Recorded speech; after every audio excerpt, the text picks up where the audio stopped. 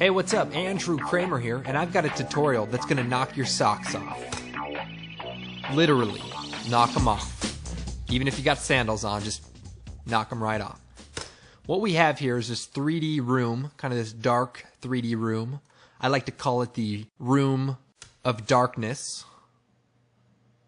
And this is actually the room police put you in when you get caught stealing printers from Best Buy. Well, actually, we probably would have got away with it, except that we had to go back there to get the USB cables, so that kind of jammed us up there. Okay, let's go ahead and get started. What we're going to be using is a texture from the Riot Gear DVD collection. So if you're not familiar with that, check out videocopilot.net, Riot Gear, awesome collection, if you don't already know. But what we're going to do is go into the Grungy Textures collection. I'm going to go down to the low resolution grayscale ones. And what we have is this grunge gray number 11. It's this kind of cool looking texture. And what we're going to do is take this and drag it into a new composition. Now, the next step is to turn this layer into a 3D layer by clicking on the 3D layer switch, hitting W for the rotate tool. You know, I heard that the first time instead of R, because R brings up the rotation, but the tool is actually W, and they actually write it in there somewhere as the rotate tool. I thought, what? That's got to be the stupidest thing I've ever heard. I'm not going to say that. And yet here we are. Anyway, W, we're going to rotate it, hold down Shift. Then if we go back to the selection tool, we'll just kind of move this over, kind of creating a wall. Duplicate the layer, edit, duplicate. Move this over to the other side. Check it out. Duplicate it again. Hit the rotate tool again. Rotate on the X-axis, the red axis, till it's flat. Bring it down to the floor. And basically we want to position this into a room. And we want to bring this over so it intersects, and then up so that the black is kind of where it intersects. So go ahead and do that for both of these layers right there. So it's okay if it overlaps a little bit. So that's good. Then we'll take the floor, duplicate it, move it up to the top, and we might need to create a camera at this point. Just go ahead and use the 35mm preset, choose OK. And then I'm going to take the Track Z camera tool and just kind of pull out of this room here. And kind of bring it back into view. Okay, so let's go ahead and create the back wall. So I'm going to duplicate the layer again, bring it down, and we're just going to rotate it like so.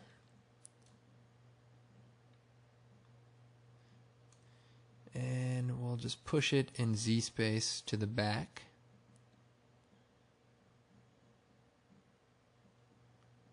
Doesn't have to be perfect. We can go to the top view, make sure that we line it up. And also, if you want, you can select all the layers and pick a different color so that's easier to see. We'll go back to the active camera, scale this up just a little bit. Okay, looking good. Now we want to create a new light. We'll go ahead and make the intensity 150, and we'll make the color like a blue color. Okay, so that looks pretty good. Let's take the camera and position it inside of this room. So just kind of move forward, and we can even zoom out as we move the camera in, just to create the illusion of a little bit of a larger room. And the room's a little dark, so let's go into the light properties and bring the intensity up. So when you use a color, the intensity kind of changes based on the intensity of the color. So, okay, now this room's a little small. What we need to do is make this room a little bit bigger. Now, we can duplicate these walls, you know, forever, or there's another way we can do that. So let's take this back layer, we'll call it the back wall. By the way, you can hit return on the keyboard. Oh, one other thing. I got an email about how do I show my frames instead of time. Just control click. Instead of time, just control click until you get frames. Nice tip there. That one's free. Okay, so we're going to take our back wall. We'll shut it off for a second. Then we go to the effects and presets, type in motion. And you're going to see motion tile and drag that down to all 4 wall layers. Now what we want to do is change the output width to 500. We'll copy this, select the other 3 layers, paste it. Control C, Control V. Then we take our back wall and go to the Z axis, and you can hold down Shift and basically just push that back there until we close it off. Okay, so it's a little dark in here, but let's go ahead and take the track tool and let's back up some. See that?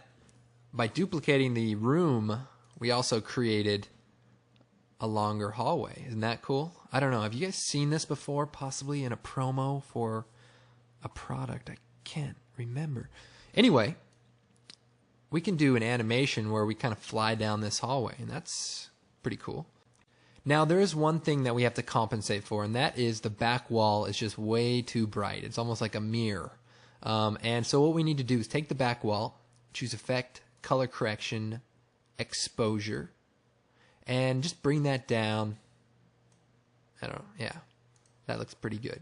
Quick interruption. I just want to show you one tip I forgot to go over, and that is if you go down to the light intensity, Alt-click, add that wiggle expression.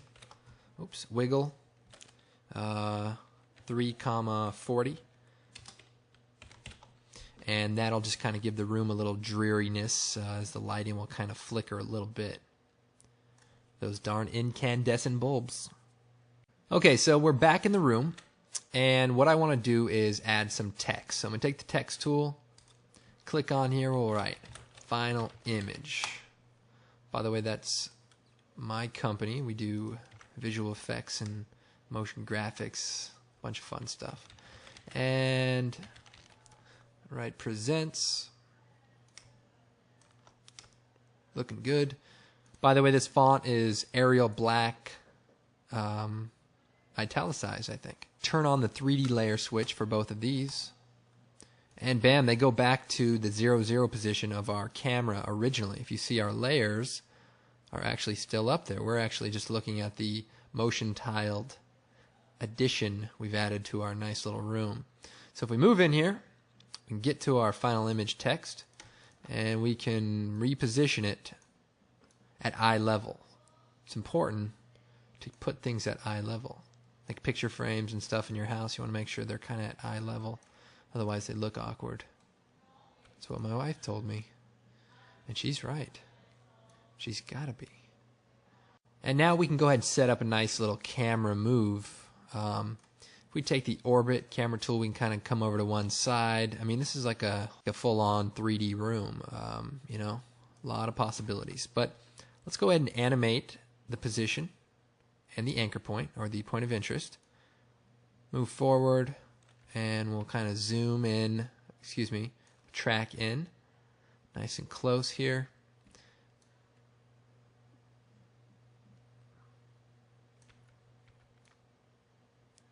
Nice. Kind of offset it over here to the side. And we'll play around with the light too. Make sure we have good lighting. Good lighting, it's important.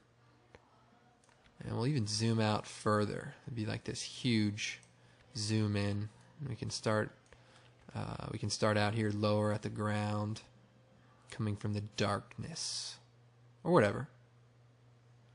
That looks pretty good. Kind of cool, we cross over. Okay, so that looks pretty good. Let's go ahead and select the keyframes, hit F9 for a nice curve, easy ease curve on the keyframes there. Okay, let's go ahead and play that back. Now, the other thing I did in the original animation was add a little bit of a position wiggle. And to do that, I Alt-clicked on the position, choose Wiggle, parentheses, 1,35. Actually, we'll go 0.5, comma 35. And that'll just add a little bit of life at the end. You can even turn that down just a little bit. And we can also add motion blur to these layers. Turn on the motion blur switch, turn on motion blur. May want to speed the animation up a little bit. Just move the keyframes closer together. And you create this crazy going down the hall room kind of effect. Now, how else can we enhance this?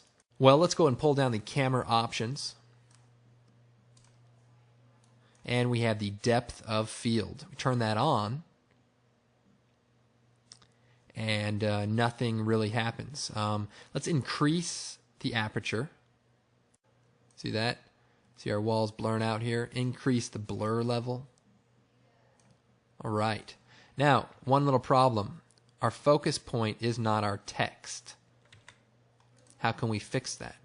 Well, there's a nice little expression we can do. We could animate the focus distance and try to figure out where that is. But that could take seconds, even minutes, if you're really trying to be perfect. So we're going to actually use an expression. So final image, I'm going to hit P to bring up the position. Then for the focus distance, I'm going to Alt-click, adding an expression. I'm going to delete what's there. I'm going to type length, Length. Nice. Parentheses. Then I'm going to take the pick whip, and I'm going to drag it to the position of final image. So what it's saying is the length from the final image text, comma, to, what would I go to? Oh, the camera's position in parentheses. So the value we're going to be creating here is what is the length from final image to the camera? Well, it's 573 at this point. Well, what about right here? Well, it's 1230.8, sir. I like the sir part. That was really nice. So what we've created is an expression that will dynamically calculate what the distance is no matter what. Pretty sweet, huh? Now let's play it back.